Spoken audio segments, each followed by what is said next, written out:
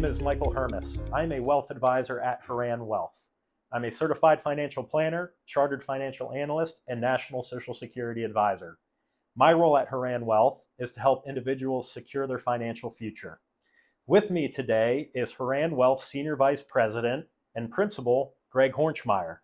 Greg, tell us a little bit about yourself. Well, thank you, Michael, for having me.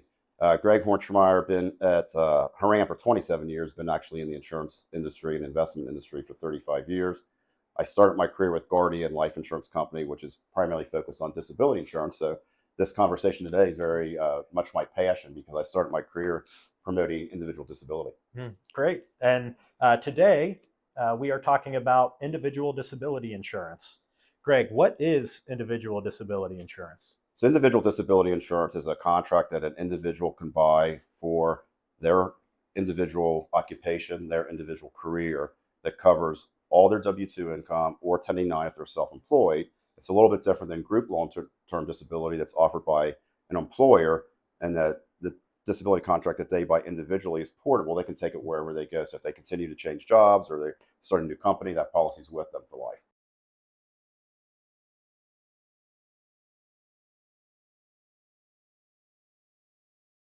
I know you mentioned it briefly there, but what is the primary difference between group disability insurance and individual disability insurance? I get this question all the time, Michael. It's a big issue. Most employers do provide some type of group long-term disability plan. Group long-term disability is typically owned by the employer as an employee benefit. It's paid for by the employer, which sounds great, which it is good. We all want that benefit. However, there are some disadvantages to having that type of disability insurance as your only insurance. A couple of the highlights: since an employer pays for that benefit would be taxable. So you have to take that in mind. There are caps on what an employee could receive. Typically, it's anywhere from $5,000 to $10,000 a month. So again, if you think about the taxability of that, if I'm receiving $5,000 a month and it's taxable, I'm not really getting a true 60% replacement. There are some limitations on mental and nervous, which mental and nervous claims are becoming a bigger and bigger part of our claims in the disability industry. Under group long-term disability, that's typically only covered for 24 months, or under an individual disability policy, that can be covered for the full benefit period, which is typically age 65, 67, maybe even age 70. Everybody seems to want to work a little bit longer today. So those are some of the big disadvantages. And probably the biggest that I run into is because not do we only receive W-2 compensation anymore. A lot of people's compensation is based on variable comp and bonus, incentive comp, things like that. That typically is not covered under group long-term disability. It's only basically base pay becomes a problem. So under an individual disability contract, we can cover all types of income, whether it's through your W-2, K-1, or your 1099.